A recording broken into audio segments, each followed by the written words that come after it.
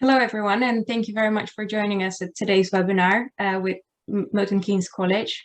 We've got quite an exciting topic to cover, so it's great to see quite a few of you joining us today. My name is Galina. I am the Events Partnerships and Marketing Manager at the STC, and I will be hosting your event today. All of the recording from the event will be available to view on demand later on our YouTube channel.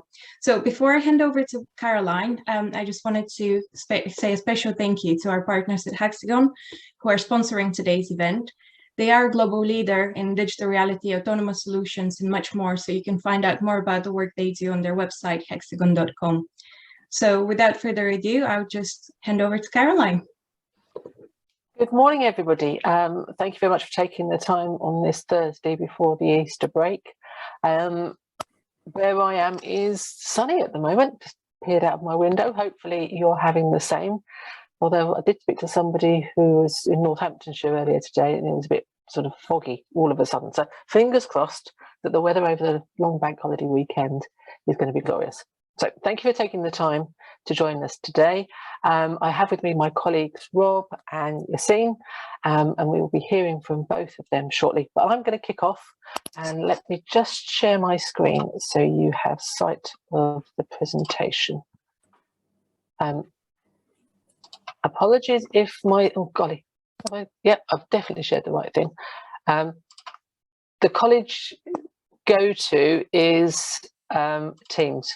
So my skills on different platforms are questionable, so apologies for that. So let's kick off.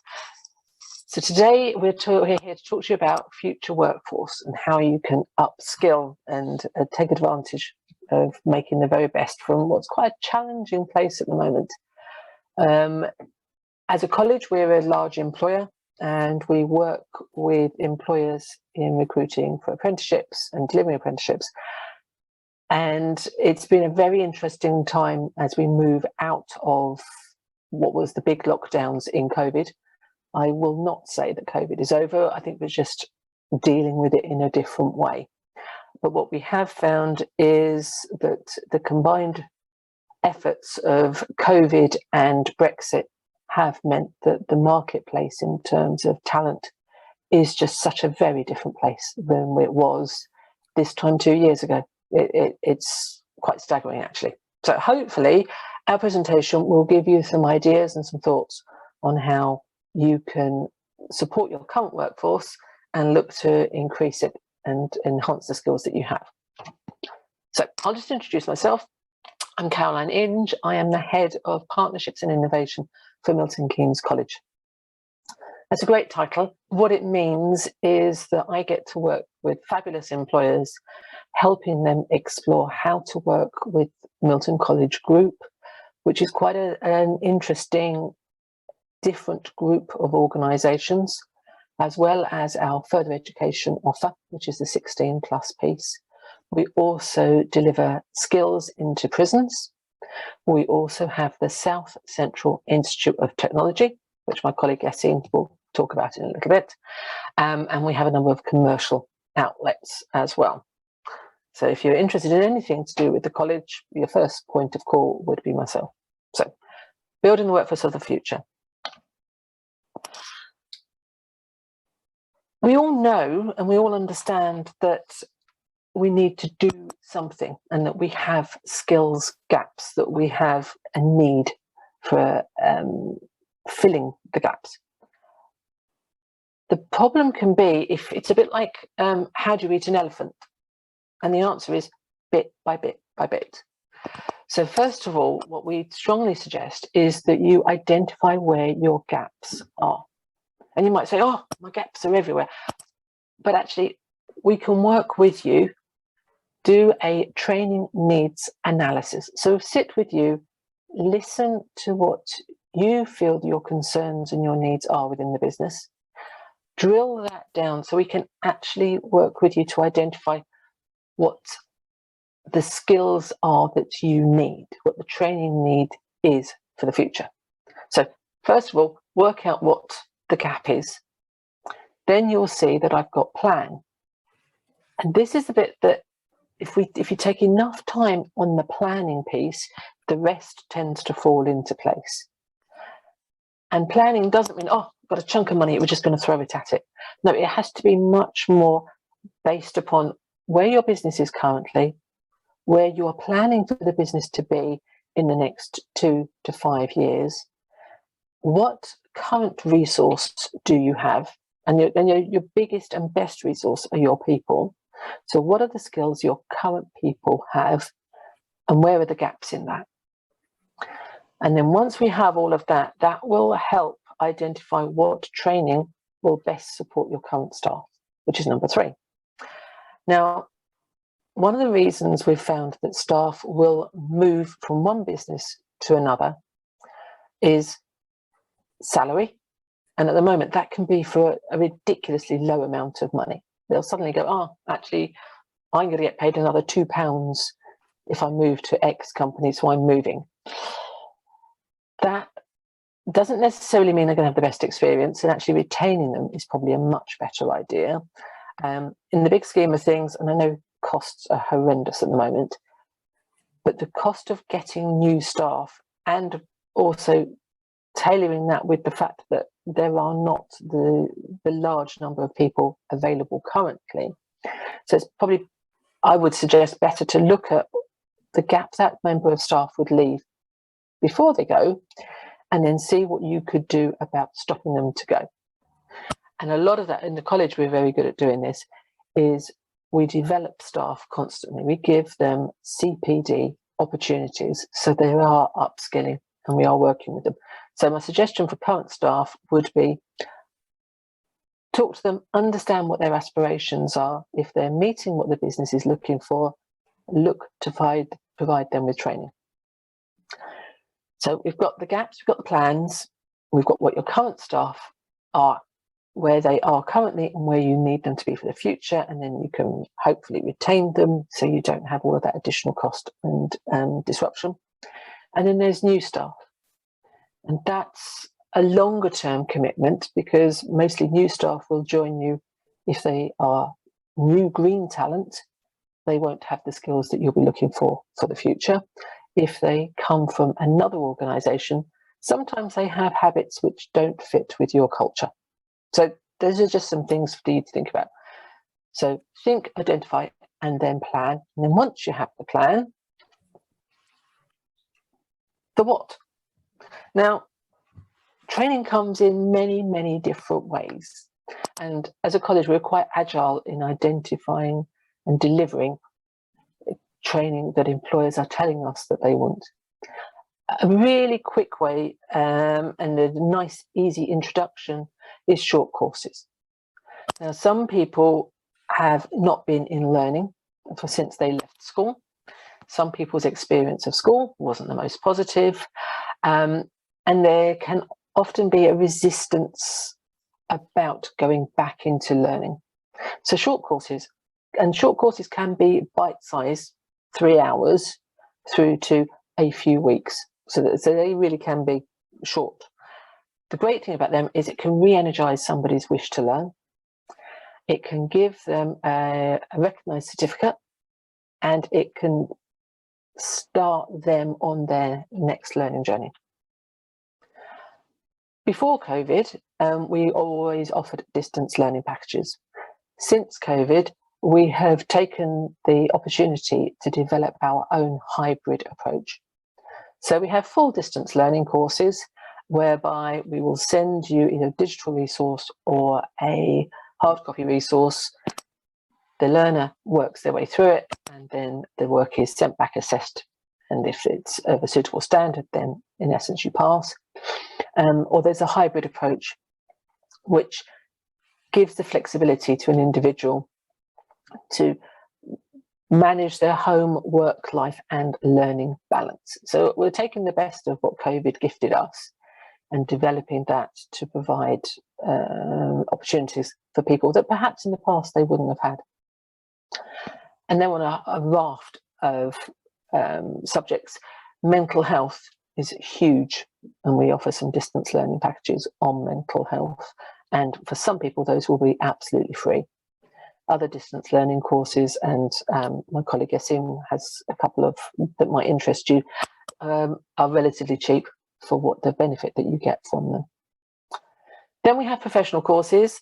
These are from CIPD, they are ILM and CMI. So these are HR, leadership and marketing qualifications.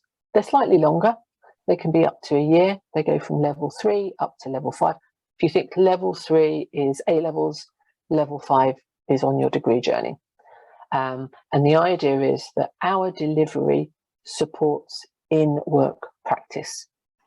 So we teach you something, we give you projects, assessments, assignments to do, and then once you're in the workplace, you can use that practical, ongoing knowledge to inform what you're learning. And then finally, apprenticeships, but I'm not going to spoil Rob's chat to you, so just leave it there as the next thing. I've pulled together just this quick table just to sort of put a bit more meat on the bones as to who we would target, particularly with the different forms of training. I covered short courses, distance learning. Bespoke delivery I didn't mention earlier. That's where you've identified a particular need that within your organisation you have a group of people who could do with some very specific training.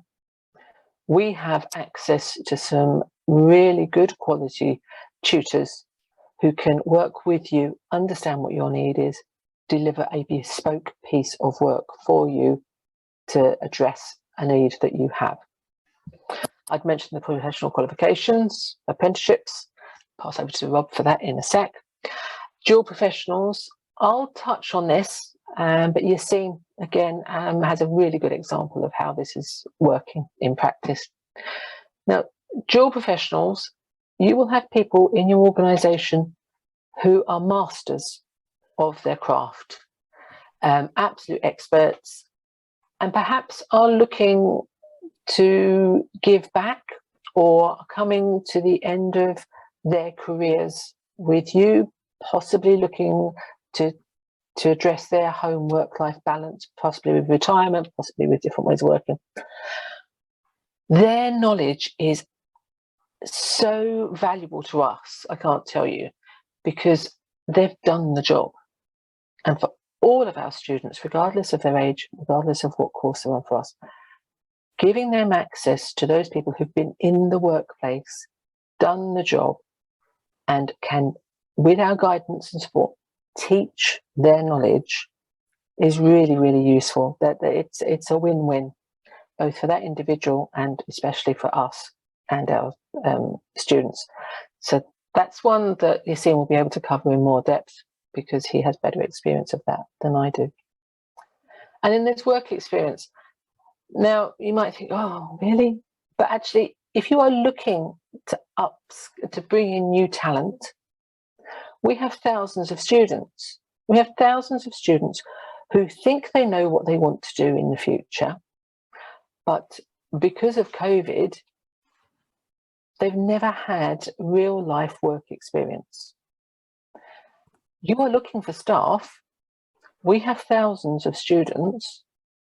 If you were to consider offering work experience, and I've put in there up to 520 hours, that's for quite a specific piece, but that just gives you the maximum amount of commitment. Mostly they are much shorter, a couple of weeks maximum. And they're very much tailored to the industry you're in, the sector that you work within, and we vet with you the students before they come to you. And then when they're with you, we fully support you. So we don't just send off a random student to you and then leave you alone. It's a fully supported piece. But if you are looking to bring new talent in, think about talking to us about work experience, because it could be a great way for you to reduce the risk when you're looking for recruitment. Right, I'm going to hand over to Rob now. Over to you, Rob. Okay, thank you, Caroline. Do you want to go on to the next slide, please? John, I've noticed you put a couple of comments in the chat. I can pick them up at the end in the Q&A if that's okay. but they're really relevant about the kind of automation and the high productivity and how that's affected things. And the second bit that you made about the critical thinking and problem solving skills and that, you know, that's also vital. So we'll pick it up at the end in the Q&A, if that's all right. So this is a kind of a whistle-stop tour of apprenticeships. It's quite a big area. So if you need me to come back and do a more in-depth, you know, overview of it another time, I'm certainly prepared to do that.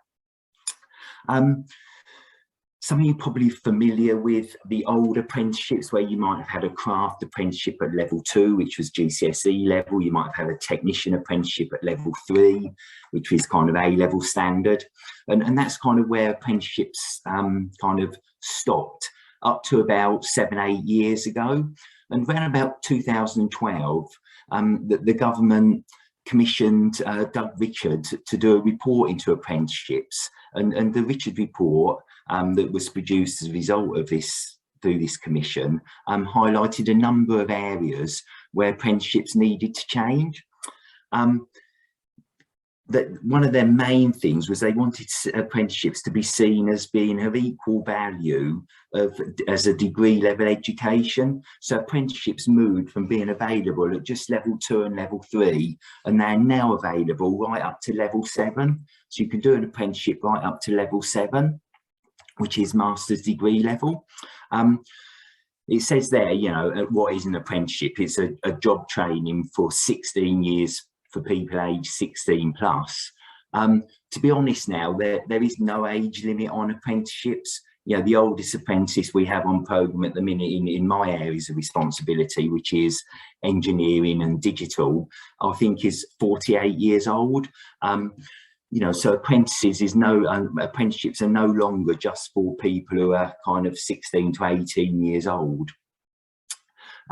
One of the changes that the Richards Review recommended was that all apprenticeship standards, as they are now known, are written by employer groups. So they're written by employer groups, so they have relevance to the job roles that the employers want out there.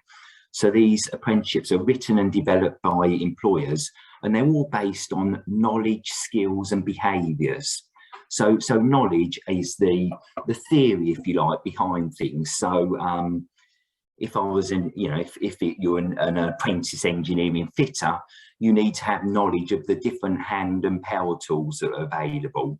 If you're, you know, a level 4 data analyst, you need to have an understanding of what is data that is structured, what is unstructured data, what is a relational database, what is a non-relational database. Skills are the application of that knowledge. So the engineering fitter, they need to know how to use the right tool and use it correctly, and they've got the skills to do that. The data analyst needs to know what tools do they use, do they need to do to analyse the data and present it in a way that their client or their customer needs. So they, you know, is it Power BI, is it Excel, what do they use? So you need that, you have that knowledge, you have that skills. But given equal importance now are behaviours. Now these used to be called, you know, soft skills, but they're no longer soft skills because employers have recognised that these behaviours are vital, are of equal importance of the knowledge and skill that the apprentice has. So behaviours are things like problem solving skills, the ability to communicate at all levels, the team building abilities of someone, taking personal responsibility, those sort of workplace skills that aren't taught in traditional education but are now being incorporated into an apprenticeship. And as I say, given equal value of the knowledge and the skills. In the past, it's been training providers, be that private training providers or public training providers such as colleges, that have assessed and said that the apprentice has passed their apprenticeship. That is no longer the case with standards. Now, the apprentice is assessed by an independent assessor. It is nothing to do with the provider who trained the apprentice up. And the apprentice is assessed using something called an endpoint assessment. Now, the endpoint assessment will depend on the type of the apprenticeship that the apprentice does. So if they're, say, an engineer, it could be the development of portfolio of evidence that they've developed over the 3.5 years that they've been on programme. And what they will then do is they'll then have a professional discussion with 2 independent assessors around that portfolio to demonstrate that they have the knowledge, skills and behaviours that were laid out in the standard. If they were, say, a level 4 software developer, the endpoint assessment is a 6-month, it's run over 6 months, and what they have to do is they have to do a project that is set by their employer. They then have to do a 3,000-word report on this project, plus a presentation, and they have to have a professional discussion around the report and their portfolio of evidence they've built up over the few years with the independent assessor. Now, these independent assessors are generally employed by professional bodies. So if it's engineering, they may be someone from the Institute for Mechanical Engineers. If it's digital, it could be someone from the British Computer Society. So apprenticeships then, they have knowledge, skills and behaviours. Apprentices build up a portfolio of evidence, and then they are assessed in an endpoint assessment by an independent person. They're available in a variety of subjects. And John, this comes on to your kind of first point that you made about how is kind of automation and high productivity being reflected in this. You know, the standards are being assessed and rewritten all the time and re-released all the time. So we're certainly seeing in engineering, like more maintenance engineers are coming on board, you know, because more systems are becoming integrated, so they need to be maintained. You know, there's more integration there.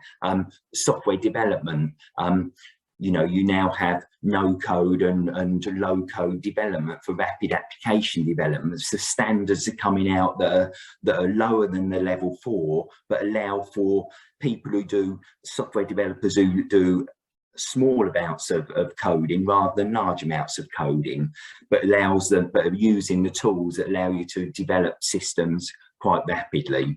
So we're getting things changing like that, and then apprenticeships, as I say, are kind of reviewed every 2 or 3 years, just to make sure they are relevant to the skills that are required. Caroline, do you want to go on to the next slide, please?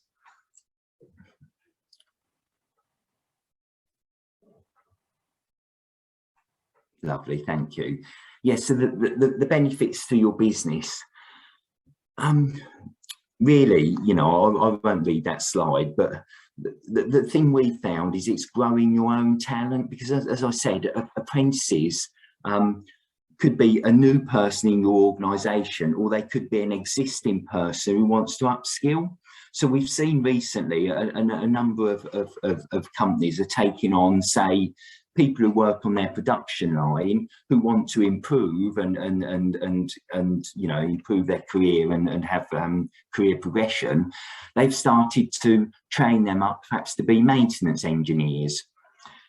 You know, so you know, we found that people who want to do a level 4 data analyst apprenticeship, they're often people who are already in companies. So a data analyst could be someone, you know, could be an admin person who's really good at admin, really good at reports, and this is a progression route for them. So it's growing. So apprenticeships allow you to grow your own talent internally, and allow career progression, but they also allow you to introduce younger people, especially in you know, organisations where they've got an older workforce and they need to start replacing them because some of their employees are coming up for retirement.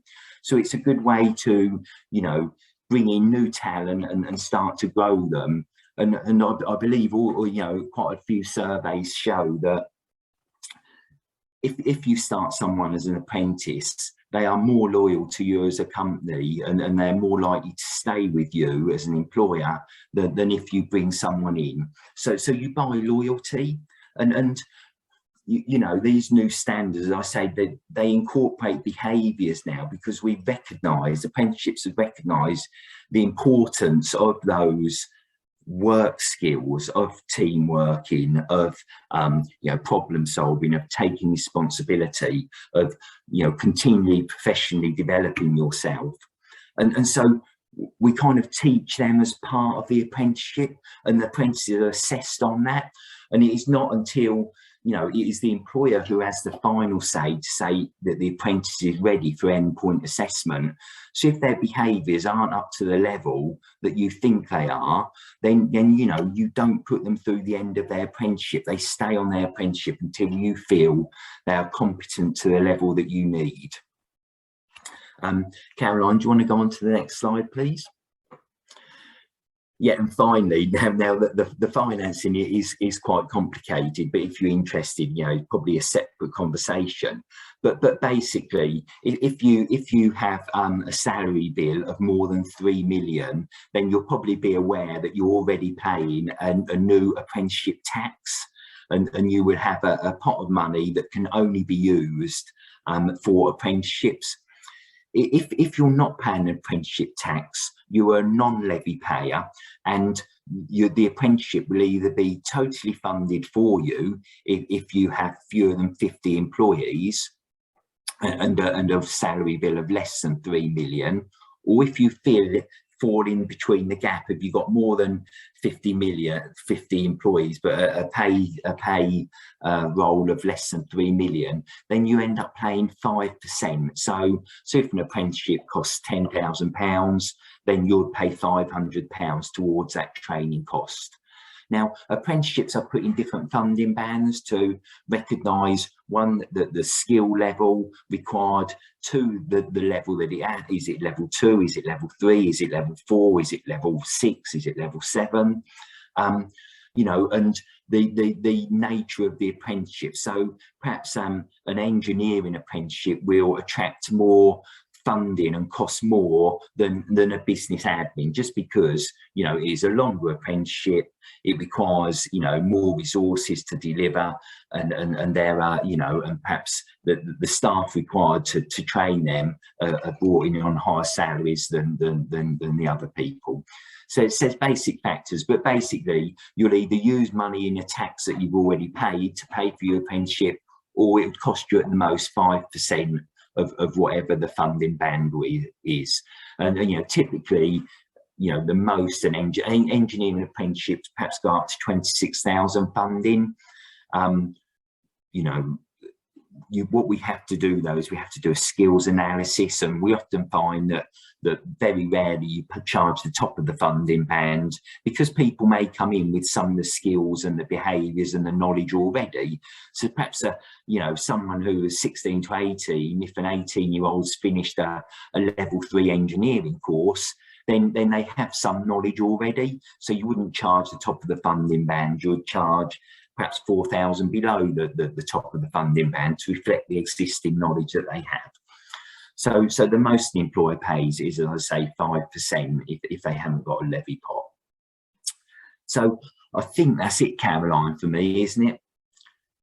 Yeah, Caroline, I don't know if you might be better off doing this about getting them started. But as I say, if you need me to come back on and do a more in-depth overview of apprenticeships, I'm happy to do that at some point. Lovely, thank you, Rob. And just one tiny correction from what you said earlier. In terms of the cost, oh, yeah, you're absolutely correct that if you have fewer than 50 employees and a payroll of less than £3 million, there is a good chance it will be a zero cost in terms of the training, but it is age related in terms of the apprentice. Yeah. I know, we did say it was complicated. So as long as your apprentice is under the age of 19, then absolutely it's free, it's fully funded by the government. If they happen to be over the age of 19, then it's simply just that 5%, and the government will pick up the other 95%. Okay, so how to get started? Decide what role it is that you want the apprentice to fill once they've completed the apprenticeship. So that means we need to understand what the destination is. That helps us considerably in making sure we're matching the right apprenticeship with what you're looking to achieve. Obviously, then call us so we can help you. You then have a choice. Either you can step backwards and let us do all of the work for you. So do the job description for you and with you, identify the right apprenticeship route, and then give you guidance through the finance and the government systems. We have all of that. We have expert teams to do that. Then on the recruitment side, either you can do it yourself, absolutely do that yourself, and then we will just check and make sure that the person that you have selected meets the requirements, and those tend to be around residency rights for being in England. So more than happy for you to do yourself. If you have a member of your team that you wish to put onto an apprenticeship, then we class that as a self-recruit, and we would just want to chat with them. As Rob says, we skills scan to make sure and understand what skills they currently have, ensure that there is sufficient for us to deliver training to them. Because if they're too highly skilled, it's a waste of time, theirs, yours, and your money to put them onto an apprenticeship. So we'd want to do that. The other way you can do it is we can go out for completely new talent for you. Again, you can do that yourself, but we do have an expert recruitment system and service, a team of experts who do, this is what they do all year round, all the time. And what they do is they take your requirements and then look to find people to fit them. You have the ultimate say. You have to interview these people. You decide who will best fit your organisation. We just find them for you. And consider your internal resources and talk to us first about innovative solutions. So that's it. But basically, if you're interested, contact us and we'll help you move that forward. Now I'm going to pass across to Yaseen. Yaseen, over to you. Hello, thank you, Caroline. Thank you, Rob, and welcome to everyone. Thank you. Good morning, almost afternoon, and thank you for joining us today. My name is Yaseen Akhtar. I'm the Director of Curriculum at the South Central Institute of Technology. I appreciate that's quite a long title there to go through, but just wanted to follow on the message of employer input and employer support in terms of educational establishments. The government has identified institutions of technology within England as a key driver moving forward in terms of making sure employers can inform curriculum design and make sure that the workforce that is being developed is developing the skills that's required within industry. And the Institute of Technology, there's about 19 of us now, been developed over the last 2 years. So here at Milton Keynes College Group has been set one up with South Central Institute, and we work in conjunction with Activate Learning. So we have sites also in Reading and Oxford as well. And we are the main lead here in Bletchley. If we move on to the next slide, Caroline. Thank you. So the image in the center there is actually an impression of our new build, which has already started, due to complete in April 23, and our current footprint will double in size. And this 20 million plus investment is going to be not only attracting local but also regional talent to the Institute of Technology. And we hope that this is an opportunity for businesses like yourselves. If you want to use facilities, then there's certainly opportunities for us to do that. And not only that, we are also looking at opportunities for some incubator space for small businesses to use the premises, network with other organizations as well. A key area of the new build as well is that we are doing our utmost best to attract and retain local talent. And we think that this will be a key opportunity for the local population to continue their education here within Bletchley and Milton Keynes.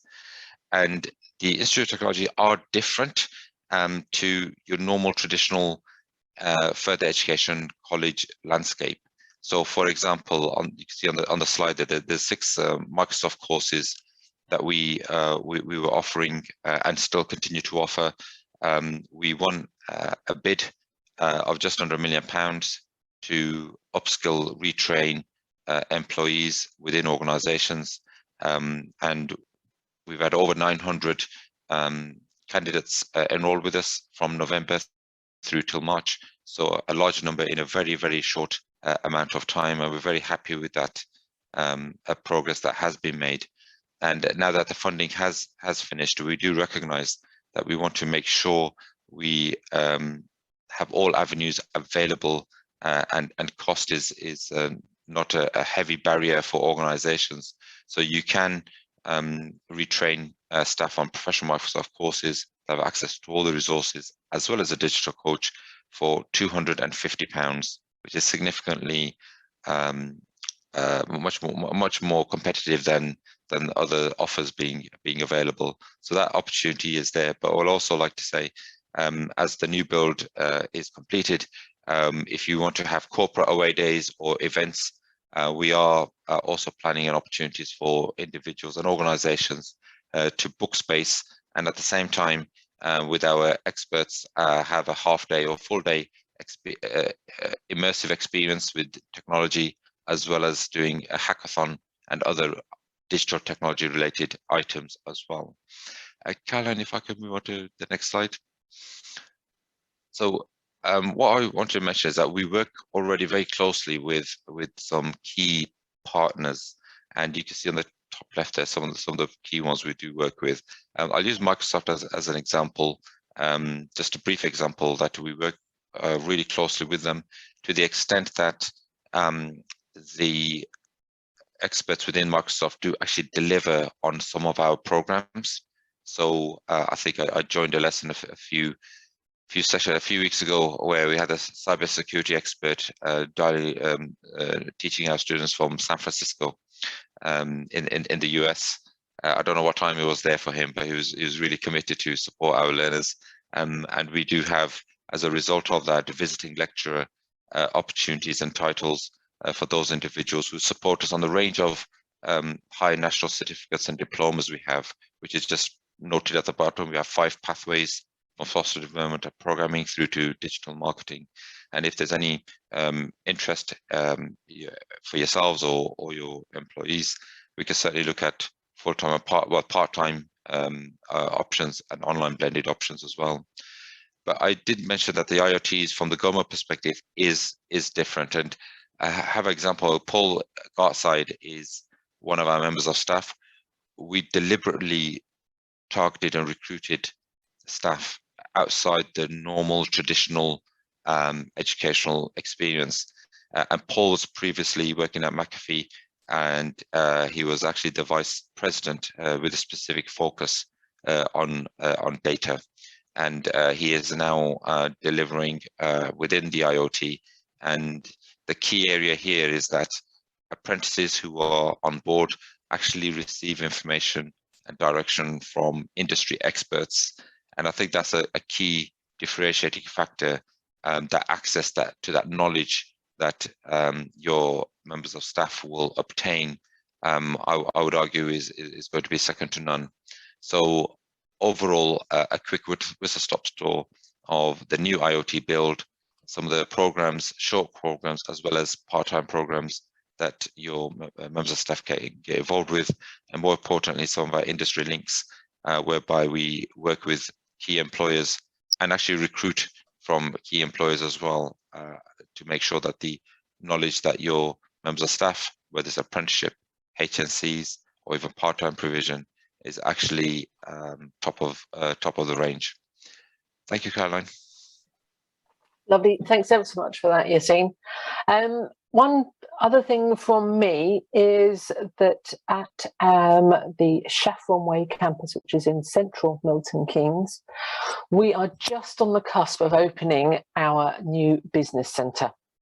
The 2 images in the middle are just some guidance to what it will look like. It has 4 meeting rooms, 2 very large ones and 2 much smaller ones, a collaborative space. It has free drinks, and the idea of the business centre is if you have a training need or a meeting need, we can support you with that.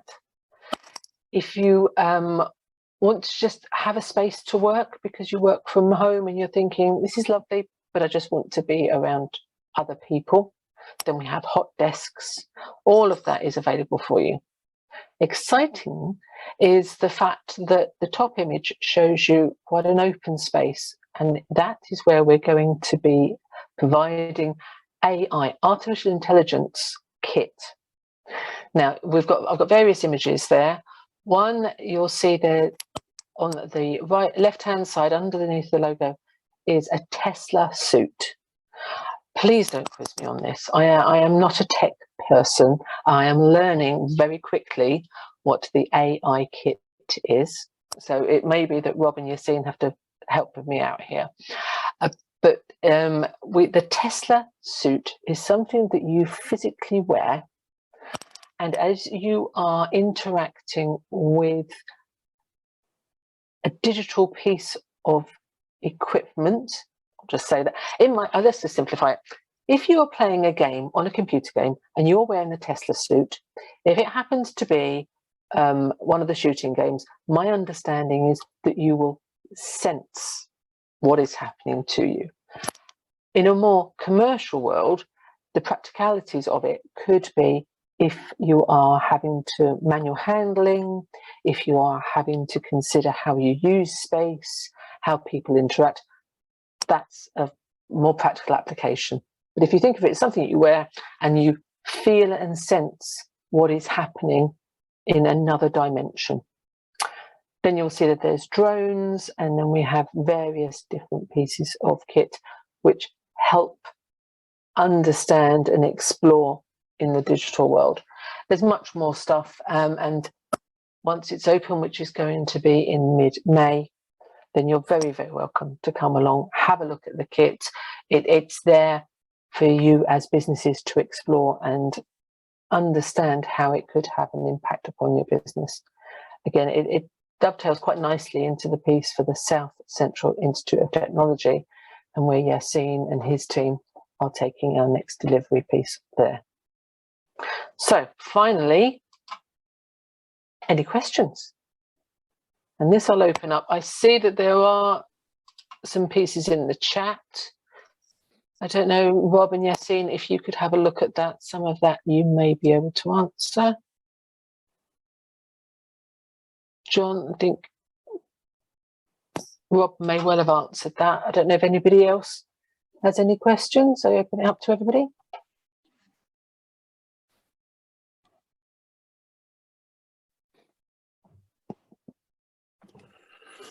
I think John's raised quite a few questions in the chat, so maybe we can go over some of those. One of the first questions we got was around COVID and Brexit as drivers for change. Rob, would you like to address that? Yeah. A bit more detail.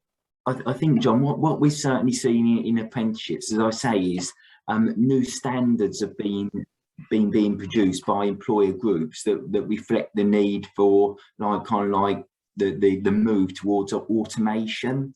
So you know, we've recently, you know, they've updated the maintenance engineering, or in the process of updating the maintenance engineering standard, because they understand that there's less people kind of working on production lines now, because it's all become automated. So those lines need maintaining. So they produced this new standard to help that. So I think that's kind of how they're responding in apprenticeships. Is just trying to, these employee groups are getting together just to, you know, where there is a need for a standard that meets an employer need, that they develop it like that, you know, so it is available for training providers to offer to employers. I mean, you know, I don't think I've seen, you know, huge amount of change through COVID and Brexit on yeah, it did affect apprenticeship numbers. They went down, but they're now picking up and that sort of thing. Caroline, I don't know if you've got anything to add on that, if you've seen anything in. No, I think COVID, as horrid and as awful as it is, and it continues to be, actually has made us more agile. and has made us think differently, which is not a bad thing at all. The challenge I see now is very much around there just are not the people that would be out there. People are more reluctant in some ways to change because of the uncertainty. I don't know, the 7% cost of living at the moment may well have another impact upon that. What we found was school students stayed on. They carried on to sixth form, or they did another level of course with us if they were in our full-time provision. So there was a bit of reluctance. We're hoping that will change because it needs to. People can't ad infinitum carry on in education. At some point they do have to go forward. So it's interesting. We aim to be agile. John, I see your hands up. Yeah, I think the reference to COVID and Brexit was from your references. I wasn't necessarily, I think I was just interested in the wider piece on technological change. I guess the evidence that I've seen is that there's a number of factors here. One is the poor engagement in manufacturing. And part of that leads back to the fact that the roles are not particularly interesting.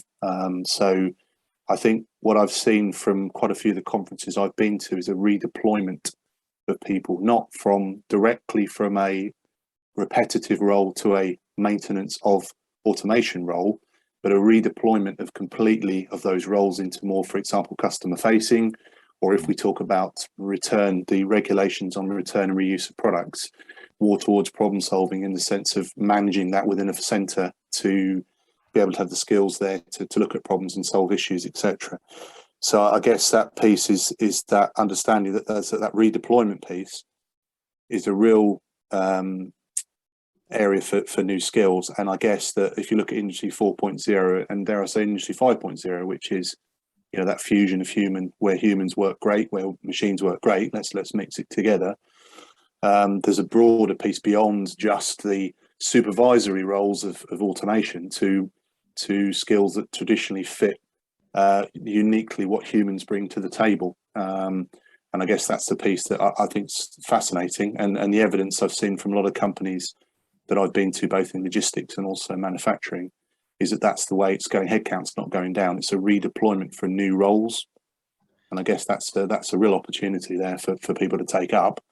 And I just sort of wonder that trend has been going on for some time. So, is the COVID and the Brexit piece a little bit of short term, whereas of course the change towards automation, what that means for productivity is a longer term, and hence what are you seeing from driving more in the longer term for automation? I think Rob's partly covered that, but it was more the broader skill set that I was interested in. Yeah, I think, John, that's exactly right.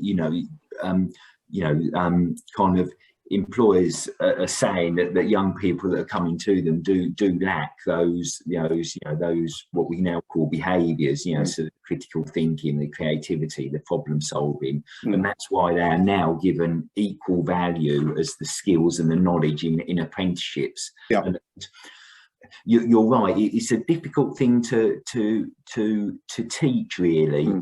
I mean, we will try to do short courses on communication, and we will, as part of the assessment method, it is no longer keep writing another report, write another report. Now we have things like professional discussions, Q&A, and we will ask apprentices to present not just to their teachers but to their employers and things like that. If they're data analysts, they need to be able to pitch their report at different levels, depending on the technical knowledge of the user. If they're delivering a presentation to senior management, then it doesn't need as much detail as something if they're going to someone more technical and that sort of thing. I think conveniently enough, I did a session last month on culture change, and I did a lot of research into the origins of soft skills, and it comes from the US Army, and somewhere behaviours have been added in, and that complicates the picture. The soft skills from the US Army was the ability to create a decent report, the ability to assess machinery, that sort of things. Yeah. The adding a behavioural, it confuses it a little bit in the sense that makes it harder. Whereas if you look at skills, the skill side of soft skills, you can assess critical thinking, whereas emotional intelligence, that's a lot harder to assess. And I think that dampens it for an interest and becomes more of a nice to have rather than actually the application of those skills. And again, we talk about the goal for more high value manufacturing, whether that be levelling up, whether that be post-Brexit, whether it be the government's industrial strategy. All of that talks about the skills that humans bring to the table, which goes back to the original term of soft skills, which I'm happier with it from the US Army than it being sort of overtaken a little bit by behaviour, which is important, but it dilutes the message of it. Yeah, I understand that, John. Yeah, absolutely. Yeah, thank you. Yeah, I can see we've got another thing in the chat. Can a micro SME look to take multiple to apprentices? Yes, of course you can. Yes, so you could have a stores apprentice, or an engineering apprentice, and in the same company you could have an ICT apprentice who sits on your IT help desk, or a business admin apprentice who's in your HR department, or an accountant's apprentice who's in your finance department. Yeah, lots of companies, even small ones, take on, some of the larger companies take on, 18, 19 apprentices at a time. Some of the SMEs may only take on one to three, but yeah, you can have across a range of skill sets, a range of apprenticeships at any one time, and take them on, and no effect on the funding or anything like that. You don't pay any more or anything like that. Yeah. If we've got any more questions in there.